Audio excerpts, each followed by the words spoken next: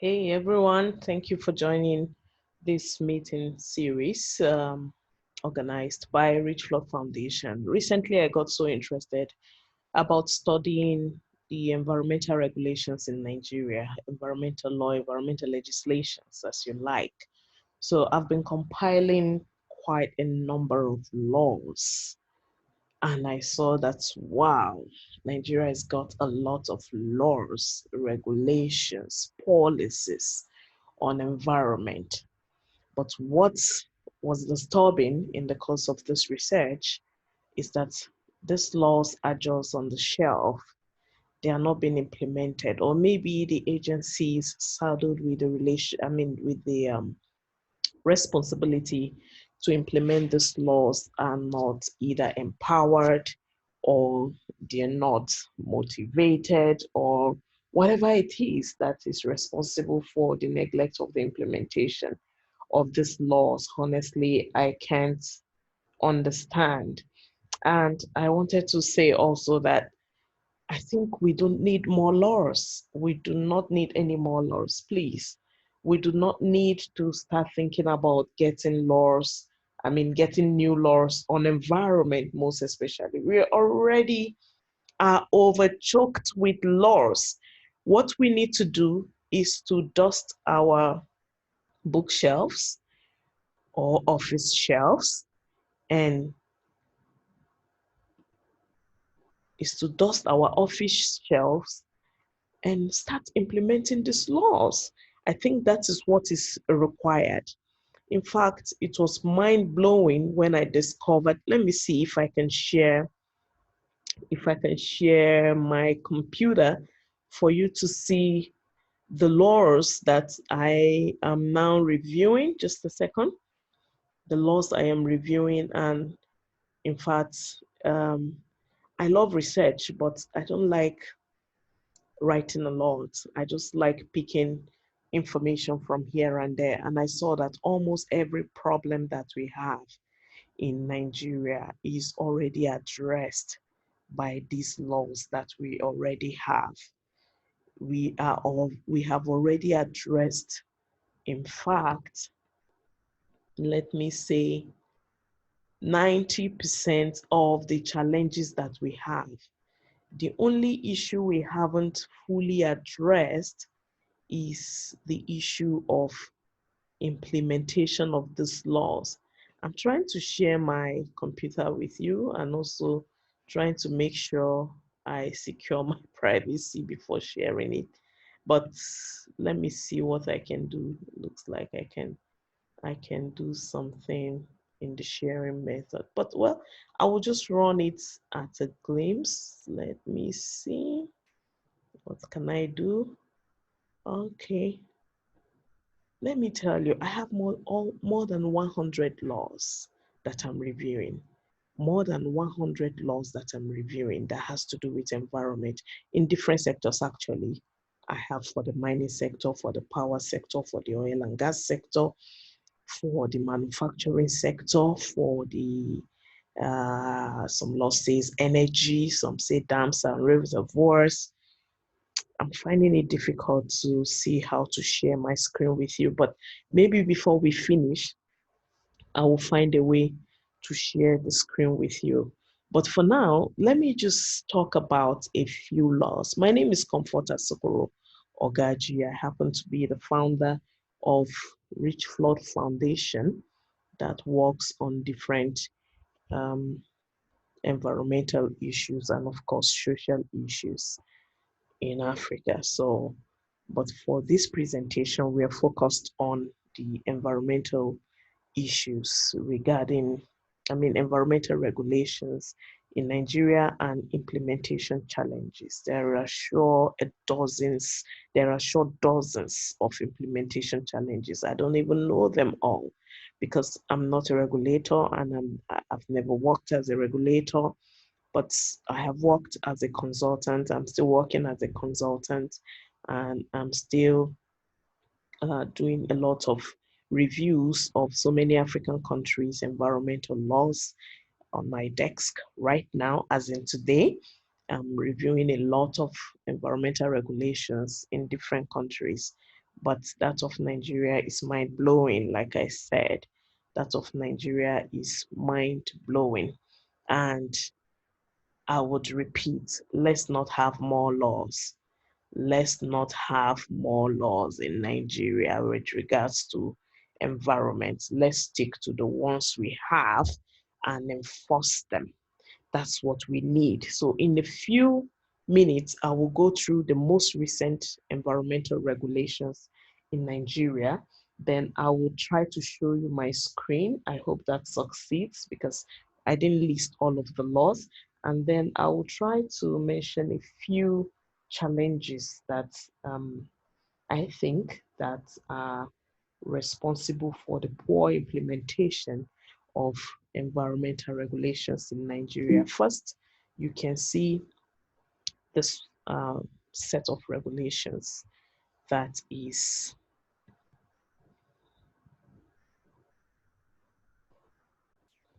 I'm sorry for the interruption.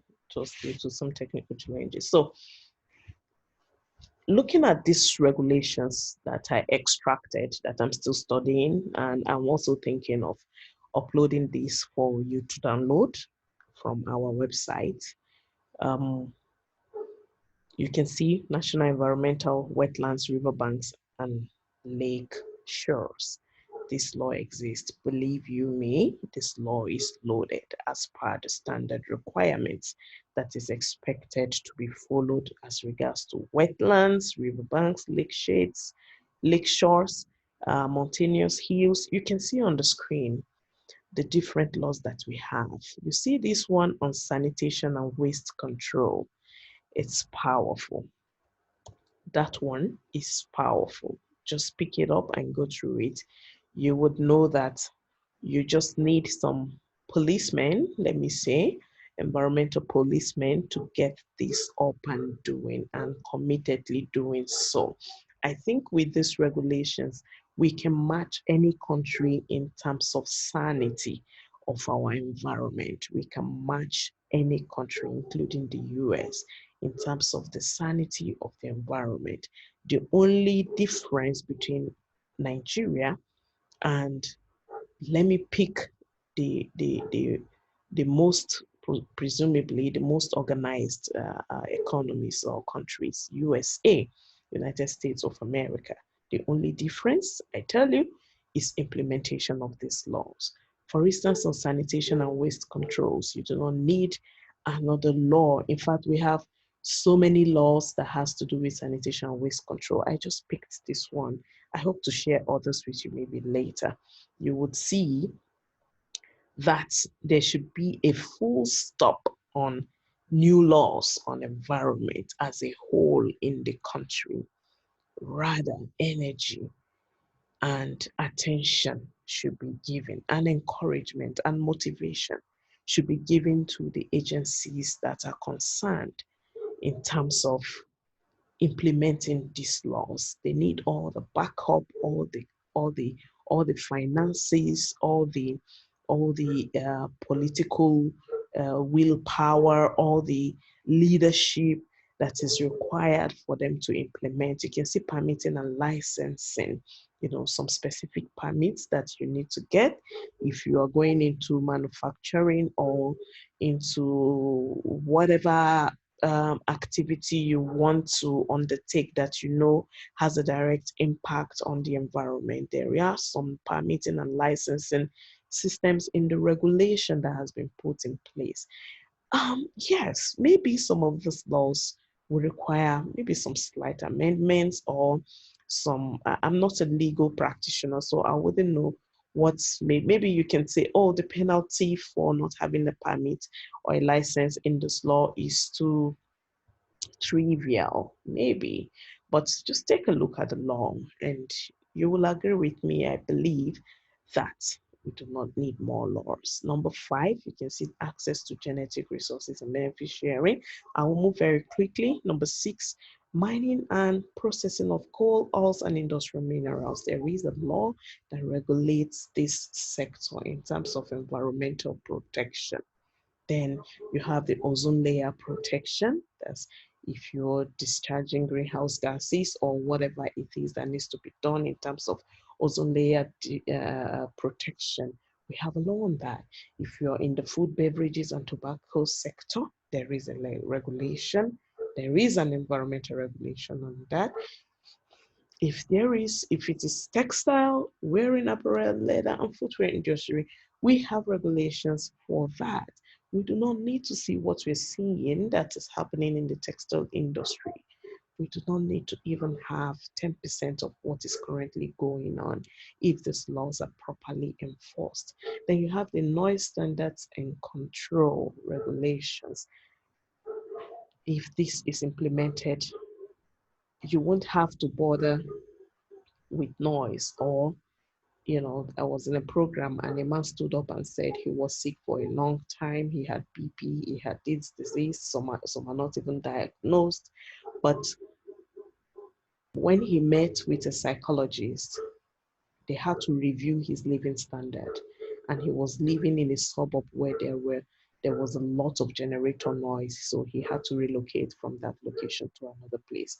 I know that because poverty is a big challenge. The standard living of people is an issue on its own, a separate issues, but a separate issue, but these can be controlled because we have a regulation on that. There would be one or two things to put in place and it will be controlled. You don't need to have a poor living standard even in the suburbs when it relates to noise standards. Noise menace or noise pollution, as you like. Another is for chemicals and pharmaceuticals. That's challenge we have currently of indiscriminate discharge of effluent and all of those stuffs. They have been tackled in this particular law. It's just for us to take a look at it and then we go. I have to go very fast because the laws are endless. The laws are endless, I tell you. So you have the for telecommunication and broadcasting, you have for soil erosion and flood control, for desertification, base metals, iron and steel, manufacturing or recycling industries. There is a regulation. You have control of bushfires, bush forest fires, and open burning. What should be done and what not should be done in that regard, you have it. And somehow when I was reading a lot of research that people have done with regards to this challenge, and I discovered that they were even accusing the government agencies that they are the lawmakers and the lawbreakers, that they exempt some people from um, following the regulations while others are not exempted, while others are punished, maybe mild punishment, because a lot of criticism in research, in my literature review, there was a lot of criticism that punishment is inadequate and all that. If there is time, we will review those criticisms too, or generally, let me say, those challenges that other people have observed with regards to environmental laws implementation. Then we have the endangered species in international trade. This is existing. Let us implement it. We have domestic and industrial plastic, rubber and foam sector. There is a regulation. You can see the marine sector too. You can see the construction sector. How many construction sites follow these regulations? How many of them? Some of them get the permits and just ignore what the permits is recommending or the processes they go through. Don't forget I said I'm a consultant as well. So sometimes we try to encourage people to go through the documents that we prepare or the permits conditions or what we feel is a general plan or mitigation measures they can put in place during construction phase of any project to make sure that the air is intact during the construction phase and that safety measures are respected during construction phase. Most of this is in this regulation. We have vehicular emissions from petrol and diesel engines regulations. This, I think, many people will be guilty of this, of not following this regulation, if at all they know about it. And that brings me to it brings me to the issue of awareness. Most people don't even know that this law exists, and sometimes to even get them is a bit not straightforward. It took me a lot of time before I was able to purchase all of these regulations because of the research that we were undertaking. It took some time. In fact, some I had to collect from a colleague who had it and made photocopy and returned it. And it's not supposed to be so. These are regulations made for the people. It should be online. I'm still trying to see if it is possible for, if it is legally okay and if the regulators are okay with it, for me on a personal note to upload these documents, not as the foundation or not as Richflood business, but as a personal person, whether it is okay for me to upload all of these laws online, because they're selling it now, and maybe if I upload it, maybe it will be bad business for them. I don't want to get into some cheap troubles. Okay, so, but once it is a yes, I will upload it and share the link, share the link, just to help to make sure that the populace, people, get access to these laws. I mean, there should be a lot of education awareness, you know, a lot of programs, even if it is contracted out, there should be a lot of programs to bring these regulations to the knowledge of people, and that they're familiar with it, and that they are complying with it. You can't comply with what you don't know, even though ignorance is not an excuse, but at least we need to get this information to the face of a lot of polluters, a lot of citizens, and even everybody, including in the academia, let's say in the secondary schools as well. They should know about this law. It should be very, very popular so that people don't go about breaking laws or regulations. So back to the slide, you have surface and groundwater quality control. Important, important. You need to go through it. There's no time for me to do a review of each of these laws. You have also electrical and electronic sector. You know about the electronic waste, right? Yeah, if you go through this, you see a lot of revelation. You have quarrying and blasting. There are a lot of standards here. What should be done, what should not be done before blasting, during blasting, after blasting. That's for the quarries, you know, for the stone quarries. And then you have control of alien and invasive species. You have pulp and paper, and you have motor vehicle and miscellaneous assembly. Let me say mechanic people. Let me say, you know, people dealing with assembling of motor vehicle parts and all that. There's a regulation for that. We have air quality control as well. We have control of charcoal production so that you don't finish all of our trees. There is a regulation of how you can go about this business of charcoal production and exports. There is a regulation for that. Then you go on and on, including the energy sector. These are already 33 laws I have reviewed, tackling different sectors. Okay, so okay, that looks like the end of this particular section, 33 laws. But let me get back to my screen, to my computer again. Maybe I can quickly share with you some other additional discoveries I had during my research. Not just during my research, the research is still ongoing. So you see, we have some captured for the oil and gas sector here. I hope this is the place I posted it. You can see Oil in Navigable Waters Act. This law is there. Harmful waste, hydrocarbon oil refineries, heights and skins, minerals. You have all of these laws. Some of them have been amended, some of them have been repealed. Yes, I know, but they are still very, very relevant today. And most of it are still very much in place.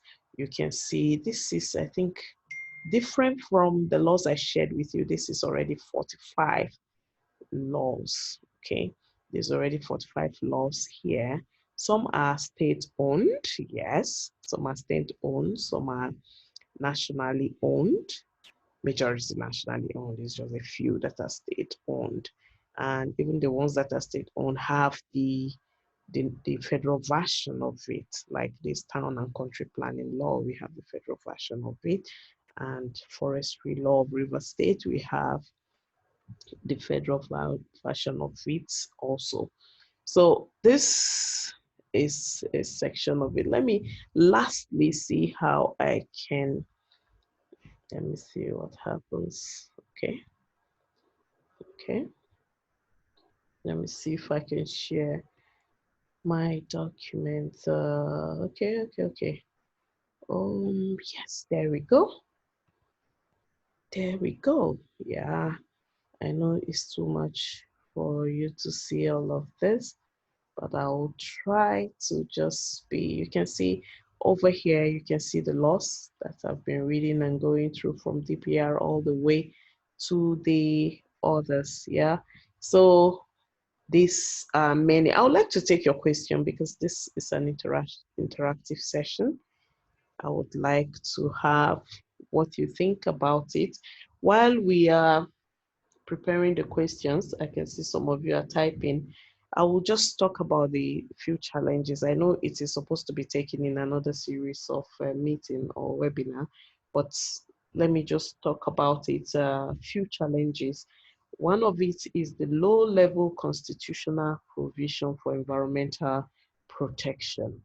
Another challenge is the roles of and conflict in environmental management. You will see 2 or 3 agencies having maybe the same roles or having conflicts on environmental management or having unclear mandates or unclear missions. So while I'm trying to enforce, you're also trying to enforce in a different way, and then the citizen begin to complain, and then maybe you and I now face each other and try to make an issue out of what is not supposed to be an issue, but that constitutes a problem. The roles and conflicts in environmental management.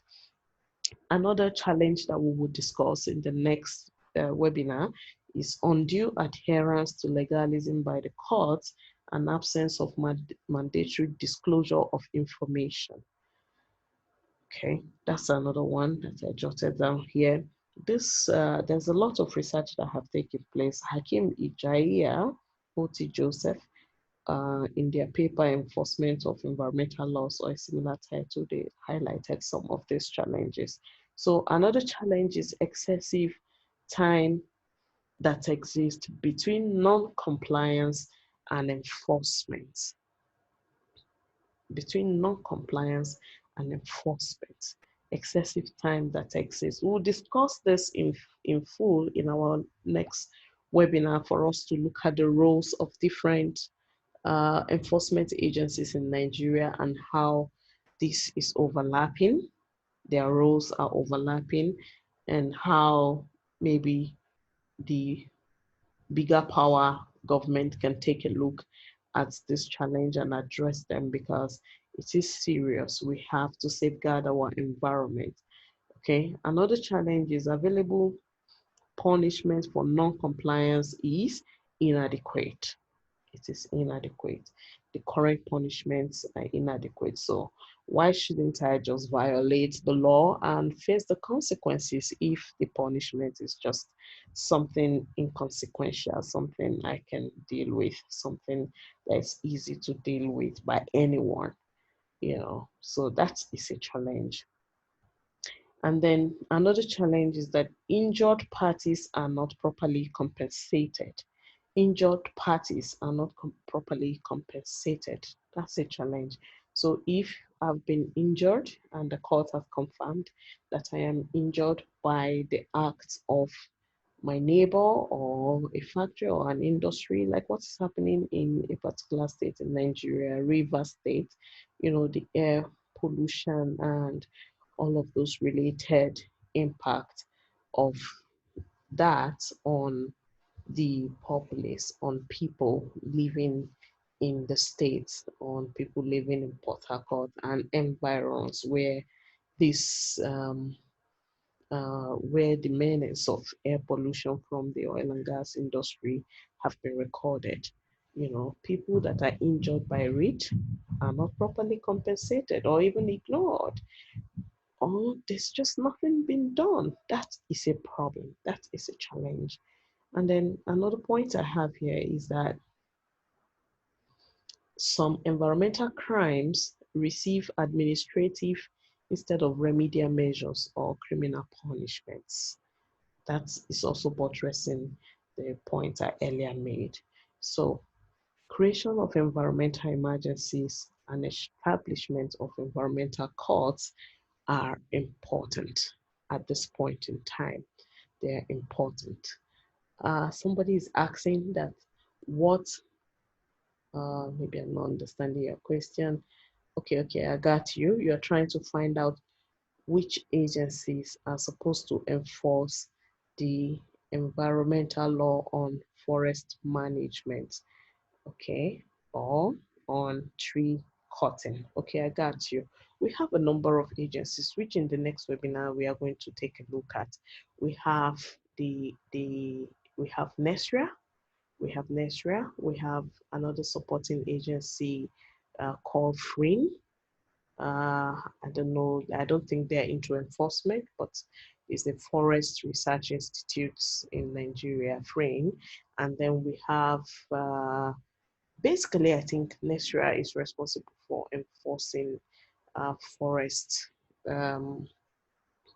cutting down of trees and all of that. But you can just hook up with us and get information about when we are going to do the next webinar, as time is also running out here. Another person says, I live in Port Harcourt. I am looking for people I can report to. There is a lot of pollution going around in my place. Okay, in Port Harcourt, I believe there are state environmental agencies. You can go and report to them, and you can write to you can write to the enforcement agency you have in the state. I believe they should be able to tackle that. And the B section of your question says, apart from government, which other agencies can I contact? Okay, very good question, because we do not have maybe strong environment. We have a few, actually. I'm just thinking loud now. We have a few environmental agencies that are not government owned. Let's say environmental NGOs that are not government owned, like Richflood, for instance, Richflood International Environmental Foundation. Let me get to the, yeah, Richflood International Environmental Foundation is doing a little to see how to work with some regulatory agencies to be able to bring about reporting of these issues, most especially by the common citizens. We are looking at that, but there are also other environmental, like in the Niger Delta where you live in Port Harcourt, we have, I think, ERACTION, Environmental Rights Action. We have also the Nigerian Environmental Society, the Nigerian Society, NES, NES. We have NES, so it's a body of environmental practitioners, professionals, and environmental lovers. But I think they're doing quite a lot also in that area of looking into the environment and doing the needful. They're trying, and I believe they are also planning to do a lot more for the Nigerian environment. So if you're not satisfied with my answers, you can actually send an email to info@richflood.com, upon which, if we do not have the answer to your question, we can forward it to either an agency or a body of government, or a private, an NGO or an association, or even NES. We can send them your inquiries so that you can connect with them. We can connect you directly with them to get your answers, or by email, we can send you the responses. Okay, so I see another one. Is NES functional in Nigeria? Of course, yes, NES is functional. NES is Nigeria Environmental Society, okay? They are functional in Nigeria, and they're doing quite a lot. You can visit their website.